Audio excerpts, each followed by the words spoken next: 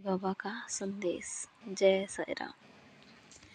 कई बार ना मुझे लगता है कि गलती तुम कर देते हो, अपनी किस्मत को खोजते हो ना कि मुझे ऐसे पाला पोसा गया था, खोजते रहते हो है ना।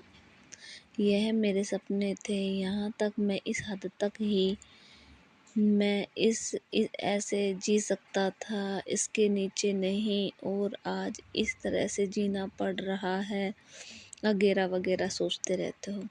ऐसी चीज़ें मिल रही है, खासकर मेरी कुछ बेटियां और बेटे जो बचपन की ज़िंदगी को वर्तमान की ज़िंदगी से बहुत बार तुलना करते हैं, और उनमें भी मेरी कुछ बेटियां जो मायके और ससुराल के बीच जो जीवन का भेद है उसकी तुलना करती रहती है। मैं तुम सारे लोगों से एक बात कहना चाहता हूँ, तुम जो यह तुलना करते हो या यह कहते हो कि मुझे ऐसे पाला गया है, ऐसा मैंने देखा है, ऐसा मैंने देखा था, मैंने क्या क्या सहा, मैंने क्या क्या किया, ये सब शिकायत करने की जगह ना खुद को ढाल लो, हर तरह से जीना सीख लो। इतना मुश्किल नहीं है।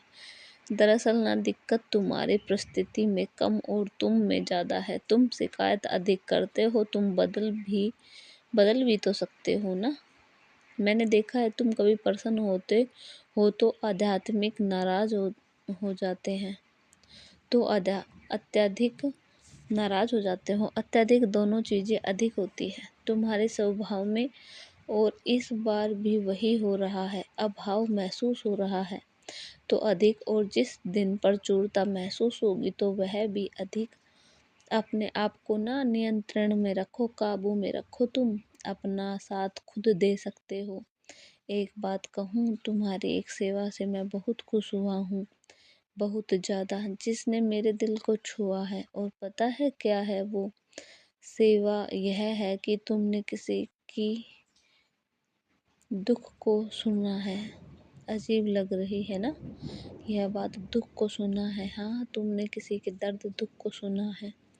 उस व्यक्ति ने अपने मन की बातें तुम्हारे आगे रखी, तुमने सुना, तुमने उसे अपना कीमती समय दिया, कई घंटे दिए, जिस समय में तुम कुछ अच्छा कर सकते थे, कुछ अच्छा सोच सकते थे। उस एक समय में जब तुम कुछ अपने ही काम निपटा सकते थे, तुमने सब छोड़कर उस व्यक्ति को सुना। और पता है कितनी बड़ी सहायता तुमने उसकी की है। उसे पता नहीं चल रहा था वह कहाँ जाए, और अगर तुमने नहीं सुना होता ना, तो यहीं से नकारात्मक विचार आना, अपने आप से नकारात्मक बातें करना उसकी शुरुआत होती। सिर्फ और सिर्फ तुम्हारे कारण वह वहाँ तक नहीं पहुँचे, वह रुक गए, उनकी बर्बादी रुक गई, नहीं रुक गई हो नहीं पाई तुम्हारे कारण, बर्बादी नहीं हो पाई तुम्हारे कारण। तो क्योंकि तुमने उसको समय दिया और उसकी बातें सुनी, और उसका जो दुख था वो हल्का हो गया। ठीक है, बहुत बड़ी सेवा की है तुमने। इसलिए ना जब तुम ऐसी सेवा करते हो ना, तो फिर मुझसे यह मत कहा करो कि बाबा कहीं कोई कमी तो नहीं रह गई, तुम्हारे सेवा में कोई कमी नहीं है। दिल खुश कर दिया तुमने, खूब प्रसन्न कर दिया, खूब आगे बढ़ो।